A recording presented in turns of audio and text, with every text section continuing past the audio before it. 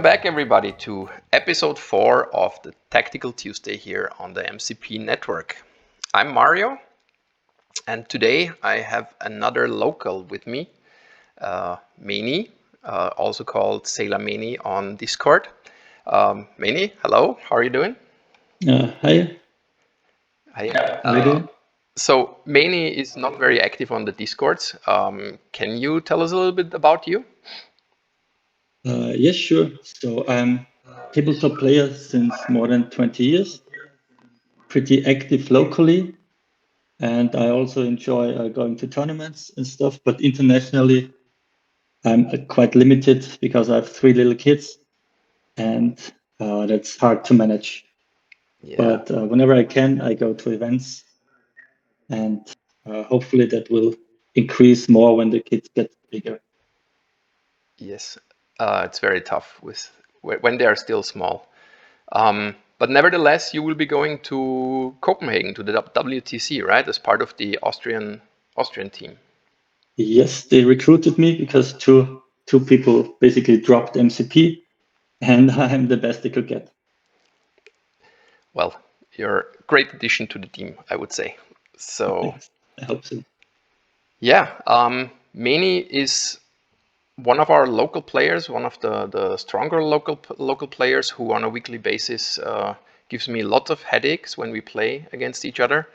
Until recently, he played very casually, but now he starts to play the real good stuff. And every Wednesday evening is a difficult game against him, and I'm really happy because somehow I have the feeling that we both elevate our games or our skills with each other when we play against each other, and the games are always quite interesting and very close. What do you say? Yes, absolutely. So usually you give me big headaches at the beginning, and at some point dice go my way, and then you seem to be not so happy about that afterwards when it really goes my way in the last possible minute. Yeah, but that's MCP. But it has to come out somehow, right? Of course. Good. You brought a situation to our episode today, which we're going to analyze. Let's hop right into it. So let me zoom out here and let's have a look what we are looking at. Let me turn on the streamer view. And I can see some Avengers, some A4s. Can you run me through it? I will maybe come to your side and then we Yeah, can sure. have a look at what's going on. As you mentioned, I started playing the good stuff, and I went for the top-notch model of She-Hulk. I heard she's pretty tough. I just like to play her, and she does. She's pretty good for me, not always, but I enjoy her playing. And in this game, if you look at the score, we're at round 3, and I'm behind 5 points, 3-8. How did that happen? So we're on Montesi Gamma, and my idea was with priority, I get the middle, go back and relax there. The opponent needs to go to the middle to even out, and there I wanted to punch them. What I did not see coming is that Hulk just double moved and leaped over here with the help of Steve, and was able to get my book and block my back point. So that put me quite off guard. So I only scored 1 in round 1. And then Hulk displaced me and ran back. And then I could score 2 in the second round. But my opponent had 8 at this point. Round 2 was also a lot of punching. So you see a lot of damage on a lot of models. And this specific situation is top of round 3. I have priority, and I have all the power for everything I could ever wish for, but I'm far behind here. Okay. This was how he got me off on the wrong foot here, right? Beginning of round 1 already. Quite complicated. So when I look at the at the board. Also, this Montesi book should be at somebody. Who carried the book? Jen has a book. Jen has a book, which gives her also some nice options. Yeah, so looking at this, of course, the huge gap of 5 victory points somehow forces you to do something, right? So you cannot sit back, especially because he has the extract advantage. What was going through your mind in this situation? Did you feel like pressured to make Of some course, hasty huge decisions? pressure. Yeah. I needed to act. So this first activation needed to do a lot here Mm-hmm. because Widow is pretty much unreachable at this point. I mean, maybe Carol could transform, move, charge a Widow, probably even get her, but then there are 3 guys that punch her back. Mm-hmm. So that would not be the most efficient part here. What we can see here is that Beast has only 1 hit point left. Yeah. And also Captain America has only 1 hit point left. And Hulk is already damaged. Half. So yes. This could be a huge swing turn here. Must be, otherwise pretty much done for. Because he could just move back and relax there. Yeah. So for your guys, Crimson Dynamo is basically out of the game, right? For the foreseeable future. He will most probably only port himself later in the turn and then walk. However, there could be the possibility of doing a beam if you want the Hulk activation. So maybe jumping with Dynamo. How is that? So you need to jump and then beam and then hope you kill Steve with the first beam, which will not be easy because he can raise the shields, right? And then he can. And also there's sacrifice, so it's not easy to target one. If I want to kill one specific character, it's not easy because the opponent can say who gets hit. Yeah. So Jen has throw, spender, etc. everything online, and binary form from Carol is also possible. She's currently not in binary, and special delivery is also on the table. You were out of 2, you told me, but with the transform to binary, this should be easily possible to get within 2 and to use special delivery, right? Exactly. Let's analyze a little bit what can happen if you do not take out a couple of models. So I think you still have to count with 1 Hulk activation, regardless if you kill Steve or not. So you won't take him down. So how would you prep for this next Hulk activation? Because your Gen is already on 9 damage, and Hulk can do a lot. Both you also did not have brace for impact. It's still online. It's still on. Sides. Yeah. Oh, okay. You see, Avengers also has brace for impact still. Yes. So here now it's visible for everybody. So brace is online. So this level, this size 4 does not mean too much, unless we manage to throw him with some kind of attack, right? Yeah. We could do that. So it seems to me on the first look that we have to daze 2 models and maybe find a way how to secure the back point in order to score 2 points. Or would you say that's too much of a wish in that situation? So if we daze 2 models, I think it's pretty hard to also secure the last. Maybe contest, but not take it out. Okay. I don't see that coming. If we daze 2 models, he still has the big guy who can displace quite easily. Like I said, I think he will survive. and will have an activation, so he can displace one of your models. So he will still, at least I think, score 3 points, right? So that would put him on 11, and next, when Steve wakes up, he can basically block everything in the middle and just tank your whole team. Pretty much. But yeah, I think this is a special delivery turn, and yeah, this for me was an all-in turn, so I need to do as much as possible with the first activation. Yeah. And hope I still have some defensive tech. I have Sacrifice, I have Recalibration Matrix, I have Brace. So the chances that my models survive one Hulk activations aren't too bad. Mm-hmm.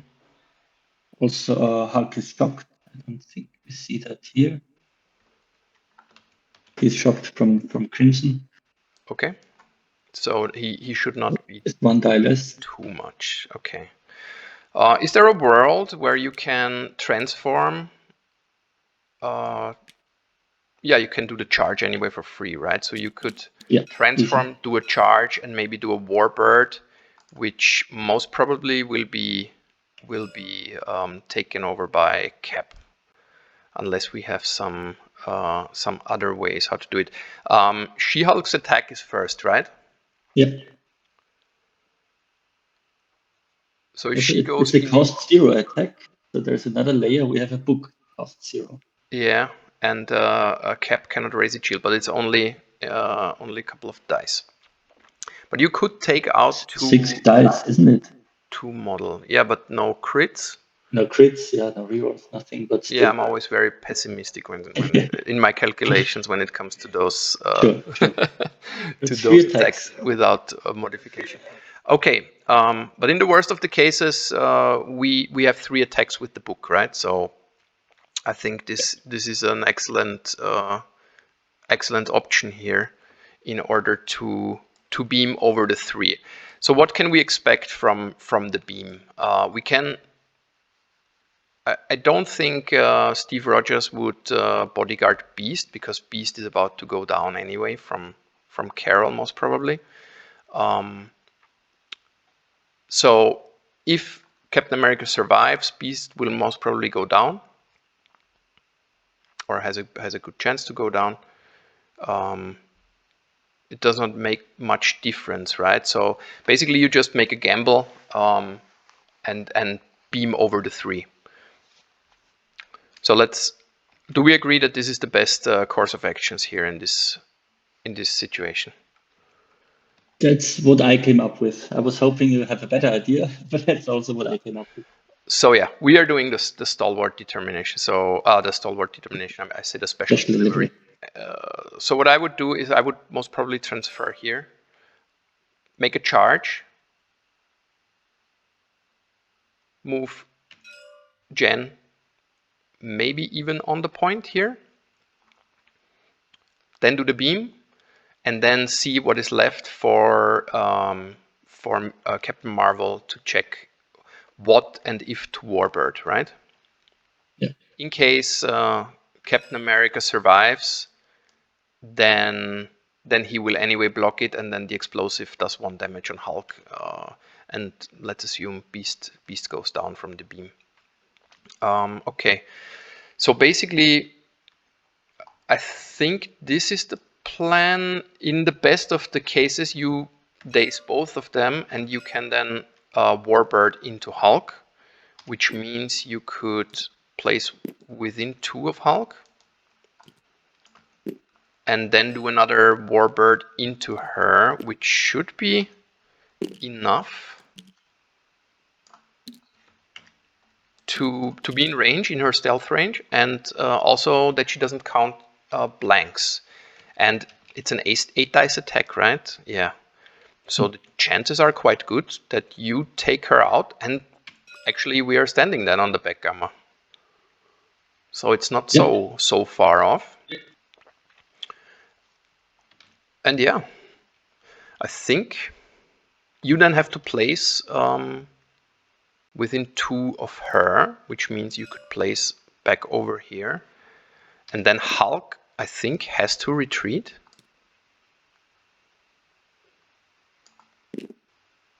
He will stand here, maybe not even in range of 2 of Captain Marvel, so might have to... Do you remember if this was within 2 or not? He was out. It was outside. It was definitely outside. Okay. I had no chance of double tapping Hulk. Okay, so he could basically then jump back and push you off or throw you away, right? But he most probably would need a jump and a walk. But then he's safe. But then we can score 1, 2, 3 to his. If he throws you off and you have this book, you score 4. 4 to 2. That gives us 7 to 10. Which is quite nice because you're still going to do some damage in the first round of round 4. Jen will still activate in this scenario. Yeah, but I believe she won't have too much to do during her activation. If it plays out like we just said, if you really manage to daze these two and maybe even daze her, then I don't see a lot of job for Jen, except for looking good and twerking.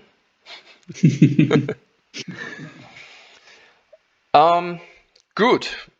Yeah, I think this is the way to go, right? And then prepare for the next round.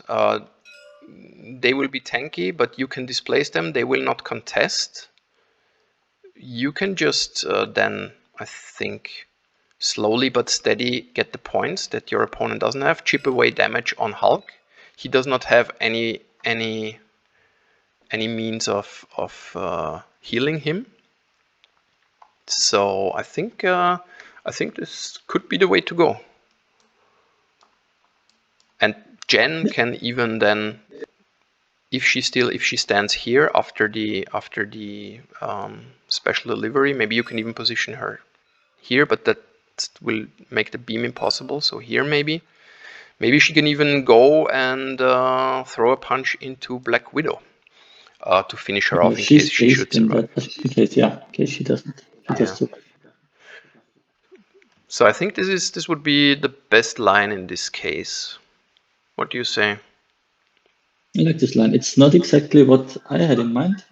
Also, okay. I didn't have half an hour to think about it. Yeah, but can you tell us how did it work out in the end? So what did you do? What happened? What were the surprises? So the start was exactly as you said. So I transformed Carol, dropped She-Hulk for the beam on the 3. Can you do it on the board actually? Yeah, sure.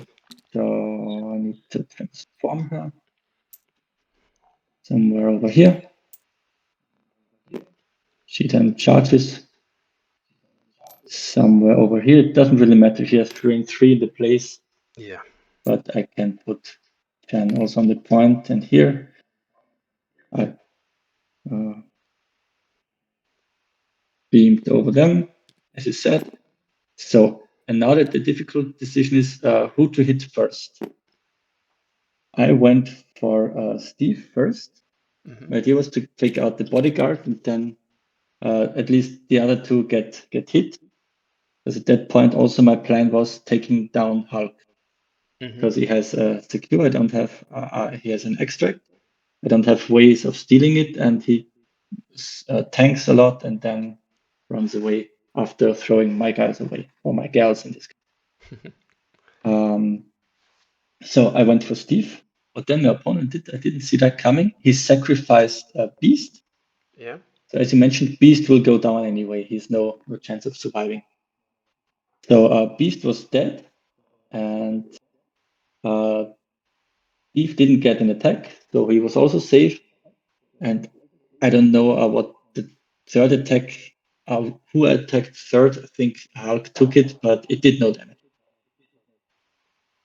So we're at this point with a dazed Beast, and 1 hit point Steve, and a bunch of hit points Hulk. Still not too bad at this point because there's a lot of punching still going on. So then I did a warbird into Hulk. And as you mentioned, Steve took it. So, and he also pumped up his defenses. And yeah, the warbird did nothing. No damage, no trigger, no nothing. Okay. So just the wild would have been enough to take brace, Yeah. but it did nothing. Yeah, and the second action?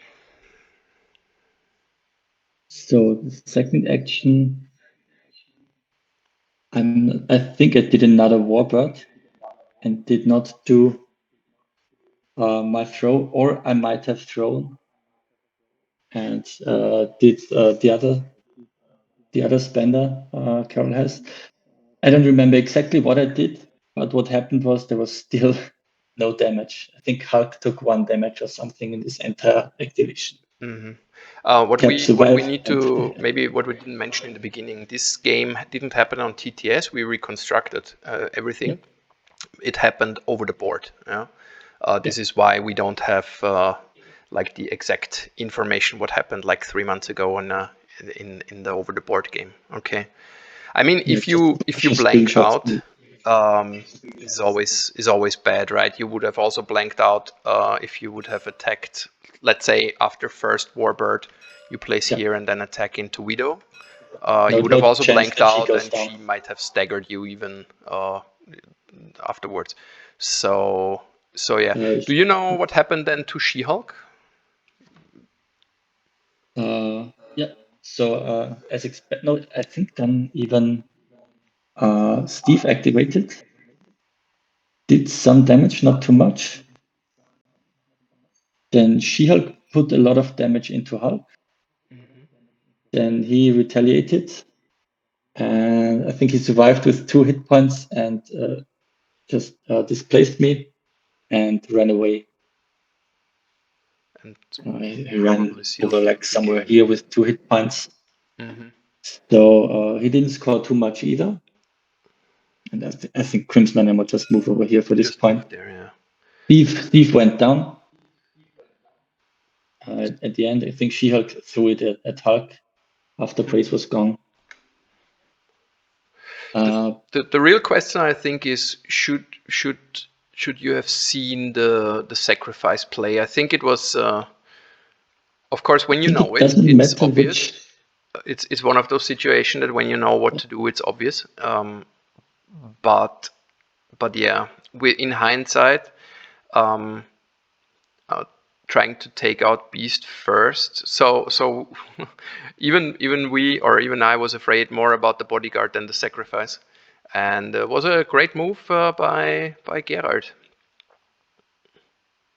Yeah, absolutely. It was a really close game. Actually, what ended up happening is I still won the game like in the very last second because Carol next round Carol really exploded, and I think a one-shot Captain America Beast still did some things with he also had mission objectives. So after Hulk went down at this spot from a dynamo beam, he mission objectives, but then Carol just murdered everything. And I think followed even the Widow over here with her transform and card and everything. So the dice bailed you out. What you want to say, right? Yeah, in the end. Yeah, cool. At first cool it failed situation. me, but then it bailed me out. And like you said, you didn't have 20 minutes to think about it, right? And you didn't have the, how to say, like all these lines, making them up with these sacrifice plays or even mission objective plays, even fallback plays. They're quite difficult to see through, right?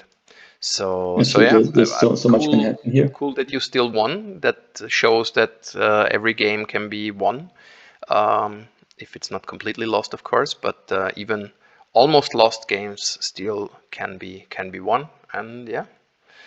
So Meni, thanks a lot for this situation. Thanks for your time, and wish you lots of luck at the WTC. I hope you will win it. Cross my fingers. And yeah, thank you to the viewers. I hope it was interesting. Next week, there will be a break, unfortunately. I had some scheduling conflicts, and this weekend I will go to Malmö, the Swedish second wind, or second Swedish wind, or just Swedish wind. I will meet a ton of nice people, Norbert, Hagi, Kolar, and the likes. So maybe we'll even have a vlog on the channel, but I don't know yet. So stay tuned for news, and thanks, and see you not next Tuesday, but the Tuesday afterwards. Have a good one. Bye bye.